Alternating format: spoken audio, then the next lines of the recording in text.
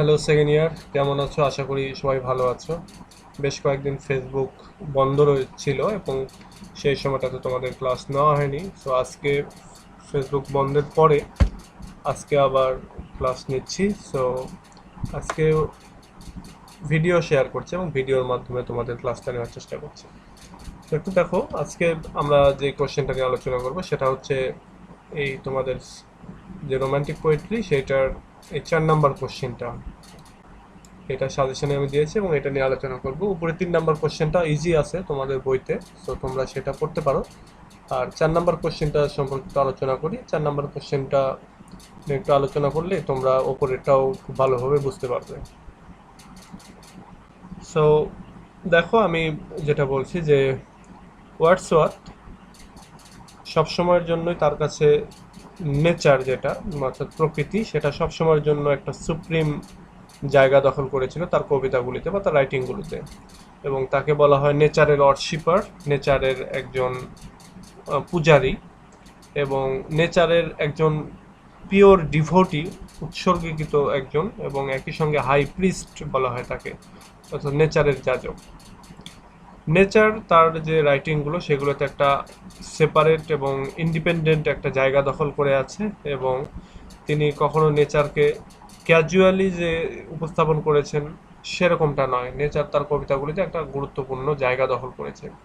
বিশেষ করে তোমাদের যে সিলেবাসে আছে টিন্টার্ন অ্যাবে, সেই কবিতায় এই নেচার খুব ভালোভাবেই আর কি জায়গা দখল করেছে। সো এই কবিতার যদি আমরা থিমটা নিয়ে আলোচনা করি, নেচারের যে থিম, তাহলে বা এখানে তিনি কবিতায় কিভাবে তিনি নেচারকে আলোচনা করেছেন সেটা যদি আমরা আলোচনা করি তাহলে এইটার হচ্ছে অ্যান্সারটা হয়ে যাবে। সো এটা দেখো, আমি এই আলোচনার পরেই আমি একটা ছবি, অর্থাৎ আমি যেখান থেকে আলোচনা করছি সেই ছবিটা আমি পোস্ট করব তোমাদের গ্রুপে, সেখান থেকে তোমরা দেখতে পাবে।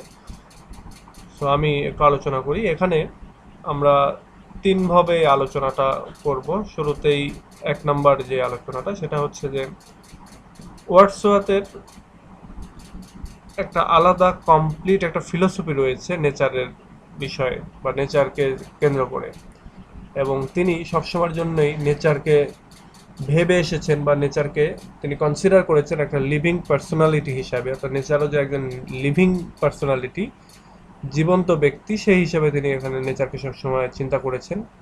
এবং তিনি বিশ্বাস করেন যে সেইখানে, অর্থাৎ এই নেচারের ভেতরে একটা ডিভাইন স্পিরিট রয়েছে, যেটা নেচারের সমস্ত অবজেক্ট যেগুলো সে সব কিছুতেই রয়েছে হচ্ছে একটা ডিভাইন স্পিরিট। এবং এই কমপ্লিট যেই বিলিফটা, অর্থাৎ নেচারের ভেতরে একটা স্পিরিট রয়েছে, এই বিলিফটা তার তিনি প্রকাশ করেছেন তার যে বিখ্যাত কবিতা টিনটার্ন অ্যাবে সেখানে। এবং সেখানে তিনি আমাদেরকে বলেছেন যে তিনি যেন একটা সাবলাইম একটা স্পিরিটের যেন একটা প্রেজেন্স বা একটা উপস্থিতি দেখতে পান। কোথায়? ইন দ্য সেটিং সান, অর্থাৎ সূর্য ডুবে যাচ্ছে এই সময়টাতে, অথবা রাউন্ড বা গোলাকার যে সাগর, ওশান, সেখানে একটা স্পিরিট তিনি দেখতে পান। এরপরে তিনি বাতাসের ভেতরে যেন একটা স্পিরিট দেখতে পান, তিনি নীল আকাশে স্পিরিট দেখতে পান। একই সঙ্গে মানুষের যে মন, সেখানেও এক ধরনের তিনি স্পিরিট দেখতে পাচ্ছেন। এবং এই স্পিরিট সম্পর্কে তিনি বলতে গিয়ে তিনি কয়েকটা লাইনের ভেতরে বলছেন যে emotion and a spirit that impels all thinking things, all objects of all thoughts and roll through all things, মানে এইভাবে আর কি বলছেন। এখানে একটা কোটেশনের মাধ্যমে তিনি বলছেন, এবং এইটা আমি যখন এই টেক্সটটা পোস্ট করব তোমাদের কাছে তখন তোমরা এটা পেয়ে যাবে।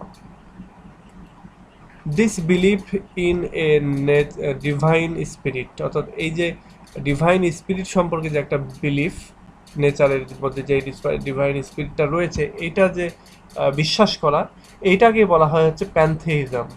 তাহলে আমরা যেটা দেখতে পাচ্ছি যে ওয়ার্ডসওয়ার্থ নেচার যে একটা লিভিং বিং, এবং নেচারের প্রত্যেকটা অবজেক্ট, যেমন সাগর, সূর্য, আকাশ, বাতাস, এমনকি মানুষের যে মন, এই সব কিছুতেই যে নেচারের একটা পাওয়ার রয়েছে, সেই পাওয়ার সেটাকে তিনি বিশ্বাস করেন, এবং সেটাকে বিশ্বাস করাটাকে বলা হয় হচ্ছে প্যান্থেইজম।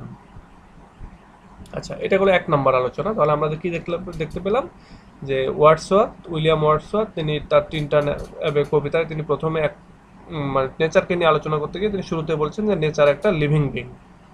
আচ্ছা, 2 নম্বর যে আলোচনা সেখানে তিনি বলছেন তিনি বিশ্বাস করেন যে নেচারের কোম্পানি অর্থাৎ নেচার যদি কারো সঙ্গী হয় তাহলে নেচার তাকে সঙ্গ দিতে গিয়ে তাকে কি দেয়, তাকে আনন্দ দিতে পারে। বিশেষ করে হিউম্যান হার্ট, মানুষের যে হৃদয়, সেই হৃদয়টাকে আনন্দে পরিপূর্ণ করে দিতে পারে হচ্ছে নেচার। টিনটার্ন অ্যাবেতে তিনি এক্সপ্রেস করেছেন ওই আনন্দটাকে, যেটা তিনি প্রকৃতিটাকে রিভিজিট করার সময়, অর্থাৎ টিনটার্ন অ্যাবেটা রিভিজিট করার সময়, পুনরায় ভিজিট করার সময় তিনি যে আনন্দটা অনুভব করেছেন সেইটার কথা তিনি বলেছেন এই টিনটার্ন অ্যাবে কবিতায়। শুধু তাই নয়, এই যে সুন্দর সিনারিও দেখেই যে তিনি শুধুমাত্র আনন্দ পেয়েছেন তা না, তিনি অতীতে একটা সময় এসেছিলেন তার ছোটবেলায়, সেই সময়টার স্মৃতিচারণ করেও তিনি আনন্দটা পাচ্ছেন এবং তিনি তার মনের ভেতরে একটা শান্তি বা সুন্দর একটা সুদিং অনুভূতি তিনি ফিল করছেন এবং তিনি একটা সুইট সেন্সেশনস যেটা মানে নেচার থেকে পাচ্ছেন সেটা তিনি ফিল করছেন এবং তিনি সময়ের বা বয়সের যে ক্লান্তি সেই সব কিছুকে যেন ঝেড়ে ফেলতে পারছেন। নেচারের একটা হিলিং ইনফ্লুয়েন্স রয়েছে বা হিলিং পাওয়ার রয়েছে, যেটা মানুষের অ্যাফ্লিক্টেড মাইন্ডকে, অর্থাৎ দুঃখ কষ্টে পরিপূর্ণ এরকম মাইন্ডকে নেচার ভালো করে দিতে পারে। তো এদিক দিয়ে নেচারকে বলা হচ্ছে নেচারের হিলিং পাওয়ার রয়েছে এবং এই কথাটা তিনি তার এই কবিতায় তিনি তার সিস্টার ডরথিকে তিনি এই কথাটা বলছেন। ওয়ার্ডসওয়ার্থ তিনি নেচারের দিকে দেখছেন যে নেচারের একটা হিলিং পাওয়ার রয়েছে, যে হিলিং পাওয়ারটা কি করে মানুষের হৃদয়ের দুঃখ কষ্টকে মুছে দেয়। তাহলে আমরা এখানে যেটা দেখতে পাচ্ছি যে 2 নম্বর যে আলোচনা, সেই আলোচনায় ওয়ার্ডসওয়ার্থ যেটা বলছেন যে নেচার মানুষের মনকে আনন্দে পরিপূর্ণ করে দিতে পারে এবং নেচারের একটা হিলিং পাওয়ার রয়েছে, যে হিলিং পাওয়ারের মাধ্যমে নেচার মানুষের মনের দুঃখ কষ্টকে রিমুভ করে দিয়ে সেটা আনন্দে পরিপূর্ণ করে তোলে। তাহলে 1 নম্বর আলোচনা তিনি বলেছেন যে নেচার একটা লিভিং বিং। 2 নম্বর আলোচনা নেচারের হিলিং পাওয়ার রয়েছে এবং দুঃখ কষ্ট রিমুভ করে সে আনন্দে পরিপূর্ণ করে তোলে। এরপরে 3 নম্বর যে আলোচনা সেখানে ওয়ার্ডসওয়ার্থ এমফাসাইজ করছেন নেচারের যে মোরাল ইনফ্লুয়েন্স রয়েছে সেইটার উপরে। নেচার স্পিরিচুয়ালাইজড, নেচার বিশেষ করে নেচারকে তিনি স্পিরিচুয়ালাইজড করছেন এবং নেচারকে তিনি বিবেচনা করছেন একটা মোরাল টিচার হিসাবে এবং বেস্ট মাদার হিসাবে, গার্জিয়ান হিসাবে, নার্স হিসাবে, এমনকি নেচারের যে একটা এলিভেটিং ইনফ্লুয়েন্স রয়েছে সেটা হিসাবে। এবং তিনি বিশ্বাস করেন যে ম্যান এবং নেচারের ভেতরে একটা স্পিরিচুয়াল ইন্টারকোর্স হয় বা ইন্টারকোর্স আছে বা সম্পর্ক আছে। টিনটার্ন অ্যাবেতে তিনি বলছেন যে the anchor of my purest thought, অর্থাৎ নেচারকে উদ্দেশ্যে তিনি বলছেন যে নেচার হলো the anchor of my purest thought, তারপরে দ্য নার্স, দ্য গাইড এবং guardian of my heart and soul of all moral beings. এখানে একটা কোটেশনের মাধ্যমে তিনি এটা বলছেন। আমি যখন এটা পোস্ট করবো তখন তোমরা এটা পেয়ে যাবে।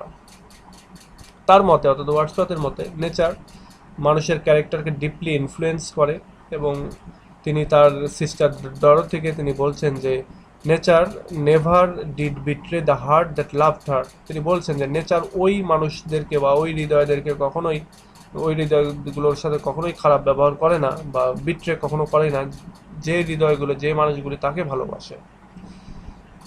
Nature can Impress human mind, বলছে নেচার মানুষকে ইমপ্রেস করতে পারে এর কোয়াইটনেস, নীরবতা এবং বিউটির মাধ্যমে। নেচার মানুষের হৃদয়ে একটা লফটি থট, বড় এবং ভালো গ্রেট থটগুলিকে হচ্ছে অ্যারাউজ করতে পারে হচ্ছে এই নেচার। এবং এখানে কবি তার বোন ডরথিকে তিনি অ্যাডভাইস করছেন যে let the moon shine on her, অর্থাৎ তুমি তোমার উপরে চাঁদের আলো পড়তে দাও এবং তোমার উপরে বাতাসকে বয়ে যেতে দাও। এবং তিনি বলছেন যে তিনি এখানে আসলে বোঝাতে চাচ্ছেন যে তার বোন যেন নেচারের দ্বারা ইনফ্লুয়েন্সড হয় এবং নেচারকে সে যেন তাকে ইনফ্লুয়েন্স করতে দেয়। সো এইটা তিনি বলছেন। তাহলে আমরা এখানে দেখতে পাচ্ছি যে এই কবির মতে নেচারের একটা স্পিরিচুয়ালাইজ বা পাওয়ার রয়েছে। এক কথা, নেচার একটা মানুষকে কিভাবে মানে শিক্ষা দেয় বিভিন্নভাবে বা বিভিন্নভাবে নার্সিং করে। যেমন সে কখনো টিচার, সে কখনো মাদার, সে কখনো, নেচারের কথা বলতে, সে কখনো গার্জিয়ান, সে কখনো নার্স, এবং সে কখনো মানুষকে হচ্ছে সুন্দর থট থটের মাধ্যমে আসে মানুষকে জাগরিত করে, এটার কথা বলছেন। তাহলে আমরা এখানে দেখতে পাচ্ছি যে তার চোখে, অর্থাৎ ওয়ার্ডসওয়ার্থের চোখে, নেচার হচ্ছে একজন টিচার, যে কিনা মানুষকে উইজডম করে তোলে বিভিন্ন জিনিস শিক্ষা দেওয়ার মাধ্যমে।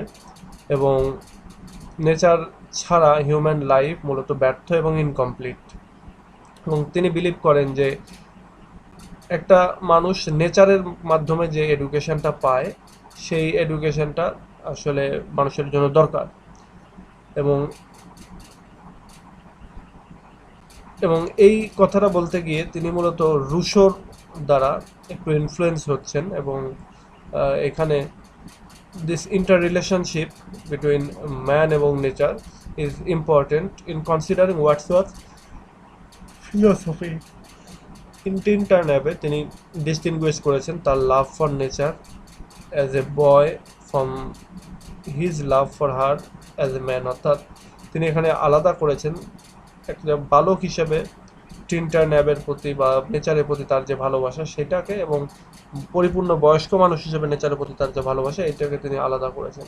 একজন বয় হিসেবে তিনি নেচারকে দেখেছেন ফিজিক্যাল প্যাশন, নেচার তার কাছে একটা ফিজিক্যাল প্যাশন ছিল। এবং as a grown up man হিসেবে his love for nature was intellectual এবং spiritual. As a boy nature তার কাছে ছিল একটা এপিটাইটের বিষয়, অর্থাৎ তিনি যেন নেচারকে ছাড়া থাকতেই পারতেন না, এরকম একটা অবস্থা। এবং এপিটাইট উইথ ইটস একিং জয়, অর্থাৎ তার যে আনন্দ এবং তার যে ডিজি র্যাপচার্স যেগুলো, সেইগুলোর মাধ্যমে তিনি অ্যাজ এ বয় হিসেবে নেচারকে এনজয় করেছেন। এবং অ্যাজ এ ম্যান হিসেবে তিনি নেচারের ভিতরে থটফুলনেস তিনি পাচ্ছেন। এবং তিনি ভাবছেন যে, বলছেন যে nature sad music of humanity, অর্থাৎ তিনি নেচারের ভেতরে এসে যেন হিউম্যানিটির যে স্যাড মিউজিক যেন তিনি শুনতে পাচ্ছেন। এবং এটাই আসলে এখানকার মেইন কথা। তিনি ছোটবেলায় তিনি নেচারটা তার কাছে সুন্দর, খালি সৌন্দর্যর বিষয় ছিল বা স্নিগ্ধতার বিষয় ছিল, কিন্তু বড় হয়ে তিনি নেচারের ভেতরে যে মোরাল টিচিং বা মোরাল পাওয়ার বা হিলিং পাওয়ার, এগুলো তিনি খুঁজে পাচ্ছেন। এটা তাহলে আমি যে আলোচনাটা করলাম এটুকুই হচ্ছে আলোচনা। আমরা এই আলোচনা থেকে যেটা দেখলাম যে নেচারকে কবি এখানে তিনভাবে উপস্থাপন করছেন।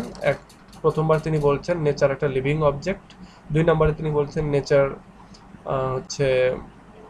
নেচার মানুষকে আনন্দ দেয় এবং মানুষের দুঃখ কষ্টকে ভুলিয়ে দেয়, নেচারের নিজস্ব হিলিং পাওয়ার রয়েছে। এবং 3 নম্বরে এসে তিনি বলছেন নেচার মানুষকে কেয়ার করে, নেচার মানুষকে শিক্ষা দেয়, মাদার হিসেবে কেয়ার করে, নেচার মানুষের গার্ডিয়ান বা নার্স, এবং নেচারের মানুষকে জাগ্রত করার একটা পাওয়ার রয়েছে।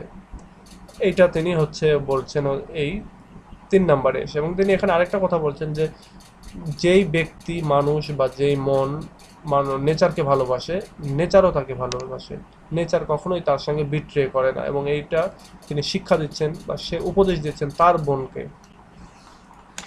সো এই হচ্ছে আলোচনা। আমি এই নোটটা তোমাদের উদ্দেশ্যে শেয়ার করব, অর্থাৎ এইটার ছবি শেয়ার করব। তোমরা এইটা থেকে তোমাদের এই প্রশ্নটার পেয়ে যাবে, অ্যান্সারটা পেয়ে যাবে। একটু ঘুরিয়ে জাস্ট লিখতে হবে, আশা করি এটা তোমরা পারবে। যে আমি যদিও এখানে থিম আকারে রয়েছে, তবে এখানে তোমরা এই প্রশ্নটার ট্রিটমেন্ট অফ নেচার এইটা যদি তোমরা লিখো তাও একই মার্কস পাবে, সুন্দর মার্কস পাবে। এখানে 2টা কোটেশনও রয়েছে, আর বেশি যে কোটেশন ইউজ করতে হবে তাও না। সো আশা করি এটা তোমাদের জন্য ইজি হবে। তো ঠিক আছে, আজকে পর্যন্ত। নেক্সট ক্লাসে আবার কথা হবে। টিল দেন, আল্লাহ হাফেজ।